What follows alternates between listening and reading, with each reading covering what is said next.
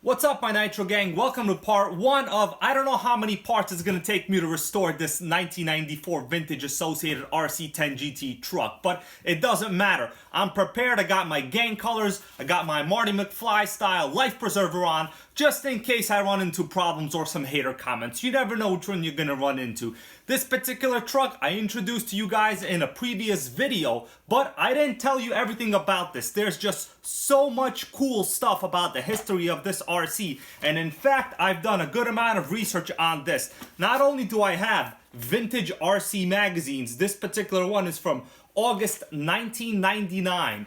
I've also managed to source some really cool, interesting stuff back when the 1994 model itself was new. Right now, let's take a moment to look at some interesting company history as I dug it up from the Associated website. Right now I'm looking at the Associated homepage, now called Associated Electrics. The company started in 1964 with slot cars, which makes sense because remote controls were just not good, and I'm quite sure they weren't even available for the RC industry at that time. So everything was pretty much either control line, including airplanes, or slot cars. Okay, 1964 is when they started. Their first remote control Nitro RC is this right here. It's called the RC1. It was an 8th scale Nitro on-road car. I really like the looks of this. This is like the modern HPI Proceed or the Serpent. So clearly this is how Associated pretty much started in the racing industry. They designed a perfect on-road touring sedan. That's how they did it. Let's keep moving. It says gas RC takes off. Associated World Champion 1977. Man, this is like the golden era of RC right here. You know how they sometimes call the 1970s the golden era of weightlifting? Which clearly Arnold Schwarzenegger is one of the only people to survive that golden era. I don't know how. But 1971, the business moved to Santa Ana, California. A little while after, the Associated RC100 was introduced, also a 8th scale on-road race car, and it was pretty much dominating races worldwide by then. Then we're going into electrics. I'm not particularly going to cover this right here. Oh, here we go. Mike Reedy joins. If you guys know anything about electric RC history, Reedy Motors are some of the best you could possibly get. Man, this guy's like a legend. Here we have the RC10 debuts. Let's see what year. Yep, 1984. 10th scale electric off-road car, the RC10. Man, incredible. 1985, the RC10 placed first, second, and third at the first ever 1/10 off-road IFMAR World Championships. Nice. Okay, another move. Here we go. The RC10 forced Associated to move to a new, larger building. Of course, they needed more people, you know, to keep those wins coming along. We have a merger with Thunder Tiger. Guys, I love Thunder Tiger. I know you saw that recent Thunder Tiger restoration, but I'm not quite sure if Team Associated kind of took a downhill turn because of Thunder Tiger, because I know for a fact that Volvo and Jaguar as automotive brands went downhill right after their association with Ford. So I'm not quite sure if this is the reason why, but ever since Team Associated started getting into the micro electrics, I personally haven't thought about them much since. Alright, that's our look at company history. Being in the Nitro gang also means that part of your initiation is being an expert researcher on vintage Nitro technology. Now, I found a really cool article from 1994 Remote Control Car Action magazine. These are just some screenshots, but man, this is what this thing looked like when it was new. I gotta say, this definitely would have made me want to buy it. I mean, those shots of this thing driving were just incredible. In terms of competition, if you're wondering what this competed with, it was the Team Losi, which I also have right over here. I don't have the body for this, but this is basically a similar two-wheel drive stadium truck platform. Nothing different here. Now, HPI. What was HPI doing at this time? They were making the HPI Nitro Rush and the HPI MT. So the MT was never in pretty much any races. The Nitro Rush, as far as I'm aware, was similar because it was also a two-wheel drive, but it did not win anything from what I remember. It was pretty much Team Associated and Losi right over here dominating the 1/10 scale stadium truck category. What I like about these older RC magazines is they actually had some cool racing stuff in here. Now, of course, this is the Silver State Nitro Challenge. And yeah, it's going to feature the Associated RC10GT. So let me show you guys here a screenshot of the winner results. Basically, the 10th scale truck category is dominated by Team Associated. I only see one Team Losi over here, but it is killing it with the racing. This right here is the race winning design. It says it's basically stock other than all of these blue factory team parts. Now, when Team Associated says factory team, that just means more money, more upgrades, and generally blue aluminum. Hey, nothing wrong with that. That's what they call their stuff. It's factory team. Now, there were some additions that are factory team models. Usually, yes, they're just a little bit more expensive. What really is cool is to see how this thing used to be when it was new.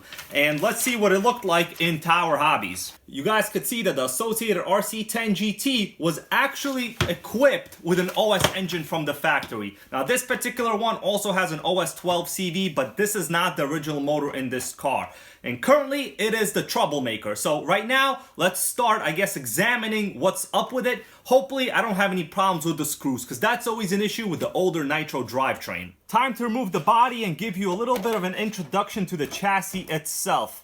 Now, this really is nothing fancy. This is not the original gold pan chassis, because by the time this thing was released, this is not the original RC10. It already had a different style chassis, but as you could tell, it still has this contour going up. So it's not a flat chassis as most buggies generally are. What this does is increase rigidity substantially, because folding over itself like this when it's jumping is just unlikely. Now, some would say, and by some I mean me, that this is honestly pretty much similar to a twin vertical plate style chassis. Only because, yeah, it literally goes up this way and, you know, on the other side as well. But clearly, it is not a twin vertical plate chassis. But it does have some of the characteristics that I think made the TVP style chassis very popular. Another main reason the RC10 series was so popular is because of the transmission. They call this the stealth laydown transmission. These things were just so solid. They were on point. They could really handle that power. The diffs in these were incredible. They were tunable, and oftentimes they were ball differentials, which unless you had an Associated model at that time, no other kit that I'm really aware of, other than of course very expensive racing models, came with such a good transmission already from the factory. Now, I'm pretty sure most of them at this time were sold as kits, but that's fine. You also had, they point out, very important, you see this front chassis kick-up. Now, believe it or not, this was a really crucial design element. Of course, today we expect this to be everywhere, but at that time, this was a race-winning style design. Now, the fuel tank, they say it's some kind of constant pressure fuel tank. To me, it looks like a regular fuel tank. I don't particularly see anything that interesting or unique about it. This particular one does have some old Nitro fuel in it. So this is going to be, you know, a pretty in-depth restoration. I'm going to have to remove the tank. Probably going to have to remove the engine. But for now, I just want to see what the condition of the cylinder and piston is like. So I'm going to remove this classic OS 12 CV cooling head. The reason is I cannot pull the pull start at all. It is seized. Let's hope none of the bolts are stripped. One seems to be good so far. The worst thing that could happen is to have your cylinder head bolts stripped, because then the only way to get them out, unless I don't know any other techniques, is to drill out the head itself. But so far they seem to be coming out. Okay, slowly. Right, there we go.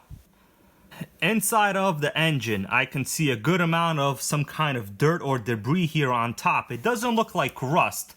Let me see if it's even stuck to the top here. I'm just going to move it around with this tissue here. Okay, so it looks like I cleaned most of it up. The piston itself doesn't look to be scored, and the cylinder is okay. Now, I see that it's stuck at top dead center, so I'm not going to attempt to use the pull start. I pretty much have to disassemble the engine.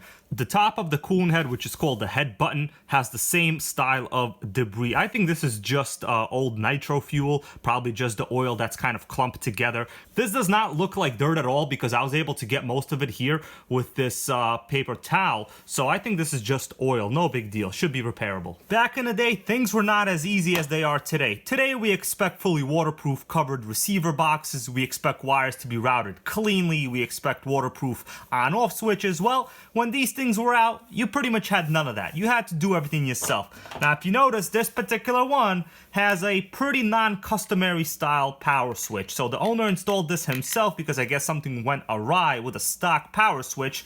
So yeah, basically it's a toggle switch. Put it on, put it off.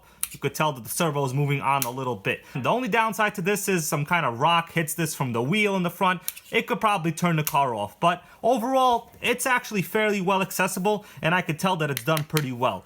This right here was an attempt to protect the receiver. Now, a lot of times people used to put balloons over these just in case you were gonna go in water, but you know, then you're left with non-waterproof servos, because at this time, waterproofing was just not a thing in RC, and you really had to get creative to make it happen back in the day. People sometimes used to disassemble the servo cases and put hot glue or some kind of epoxy over the case itself, you know, where the seams come together.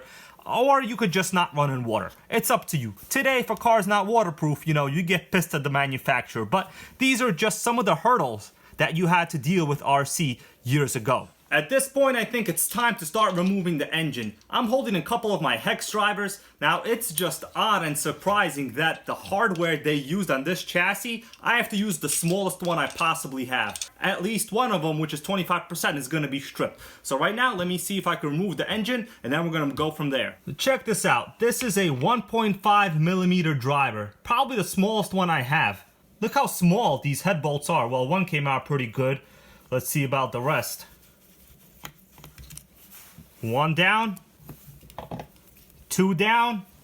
These look like non-original because I could tell their head is a little bit taller than the rest. Okay, yeah, this one is stripped out completely. No movement there at all. Okay, this one is out. I'm gonna have to break the Dremel off for this. Let's do this, Dremel time. The screw is not gonna beat me.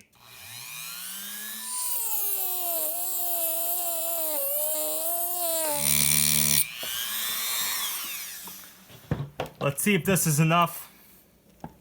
Oh, it's enough, all right. It's the problem solver right there, the Dremel. Guys, see that? Problem solver. Look at that. There's also two screws right here. Weird, because on this side, these were not the appropriate screws, and it looks like there should be two here and two from the bottom and top, I think, unless these are also not the original screws. And I've hit a roadblock. None of these hex drivers work. This must be some kind of non-metric or maybe SAE, I'm not sure. But sometimes it's a little bit different. I don't have the right hardware. Alright guys, I'm going to call this the end of part 1. Don't worry, my Nitro gang, there's going to be a lot more on this. Unfortunately, there's always a bunch of surprises when you have an old Nitro RC. Today's surprise is not only do we have a stripped screw, which I was able to remove, but now I have some kind of non-standard hex screws inside the motor mount itself, which out of all of the drivers I have, amongst multiple brands and from multiple stores, I do not have one that fits right here. So I'm gonna have to go to some other store, buy something. So see you later. Stay tuned, comment, like, and subscribe. Till next time.